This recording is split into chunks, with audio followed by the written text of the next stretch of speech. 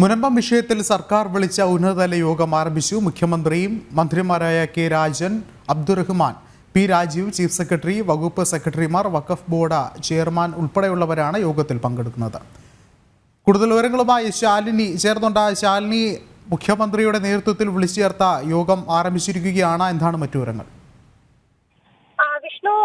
വഖഫ് അധിനിവേശത്തിൽ വലിയ രീതിയിലുള്ള ആശങ്ക മുനമ്പം മേഖലയിൽ നിലനിൽക്കുന്ന സാഹചര്യത്തിലാണ് മുഖ്യമന്ത്രി അടക്കമുള്ളവരുടെ നിർദ്ദേശത്തിൽ ഇന്നത്തെ ഒരു നിർണായക യോഗം ചേരുന്നത്. മുഖ്യമന്ത്രി പിണറായി വിജയൻ, ഒപ്പം തന്നെ നിയമമന്ത്രി പി രാജീവ്, റവന്യൂ മന്ത്രി കെ രാജൻ അടക്കമുള്ള ഒരു യോഗത്തിൽ പങ്കെടുക്കുന്നുണ്ട്. വഖഫ് ബോർഡ് ചെയർമാനും വിവിധ വകുപ്പുകളുടെ മേധാവിമാർ ഉൾപ്പെടെയുള്ളവരും ഈ യോഗത്തിൽ പങ്കെടുക്കുകയാണ്. അല്പസമയം മുമ്പാണ് തിരുവനന്തപുരം സെക്രട്ടേറിയറ്റിൽ മുഖ്യമന്ത്രിയുടെ ചേംബറിൽ യോഗം ആരംഭിച്ചിട്ടുള്ളത്.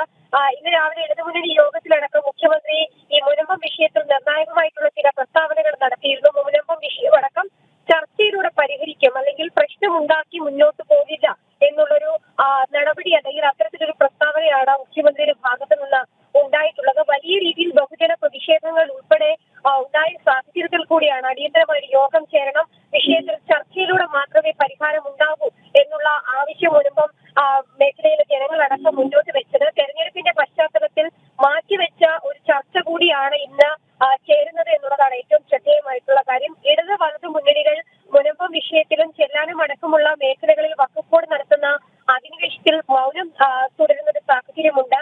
ഇടതുമുന്നണി ആവട്ടെ വലിയ രീതിയിലുള്ള പ്രതികരണങ്ങൾ ഈ വിഷയത്തിൽ നടത്താതെ പോകുന്നു. ജനിച്ച മണ്ണിൽ നിന്നും സാധാരണ ജനങ്ങൾ കുടിയിറക്കപ്പെടുമ്പോൾ അതിൽ സർക്കാർ കാര്യമായ നിലപാട് വ്യക്തമാക്കാതെ തുടരുന്ന പശ്ചാത്തലം, ഒപ്പം തന്നെ കോൺഗ്രസ് വിഷയത്തിൽ കാര്യമായ ഇടപെടലോ പ്രതികരണങ്ങളോ നടത്താത്ത സാഹചര്യത്തിൽ കൂടിയാണ് തീരദേശ മേഖലയിലടക്കം വലിയ രീതിയിലുള്ള പ്രക്ഷോഭങ്ങൾ തുടക്കമിട്ടത്. ക്രൈസ്തവ സംഘടനകൾ അടക്കം തിരുവനന്തപുരം മുതൽ കാസർഗോഡ് വരെയുള്ള മേഖലകളിൽ അതിശക്തമായ പ്രതിഷേധം സംഘടിപ്പിക്കുകയും ചെയ്തു. ബഹുജന പ്രക്ഷോഭങ്ങൾ അടക്കം സംഘടിപ്പിച്ച സാഹചര്യത്തിൽ കൂടിയാണ് നിക്കക്കള്ളി ഇല്ലാതെ മുഖ്യമന്ത്രിയുടെ നേതൃത്വത്തിൽ യോഗം ചേരാൻ തീരുമാനിച്ചത്. പക്ഷേ കഴിഞ്ഞ ഉപതെരഞ്ഞെടുപ്പിന്റെ പശ്ചാത്തലത്തിൽ 16-ാം തീയതി ചേരാനിരുന്ന യോഗം പിന്നീട് മാറ്റിവെക്കുകയായിരുന്നു. ഓൺലൈനായി ചേരാൻ തീരുമാനിച്ച യോഗം പിന്നീട് ഇന്ന് ഔദ്യോഗികമായി ഓഫ്ലൈനായി ചേരാൻ തീരുമാനിക്കുകയും അല്പസമയം മുമ്പ് യോഗം ആരംഭിച്ചിരിക്കുകയുമാണ്. വിഷ്ണു, ഇതിൽ നിർണായകമായിട്ടുള്ള ഇടപെടൽ മുഖ്യമന്ത്രിയുടെ ഭാഗത്തു നിന്നുണ്ടാകുമെന്നുള്ളതാണ്.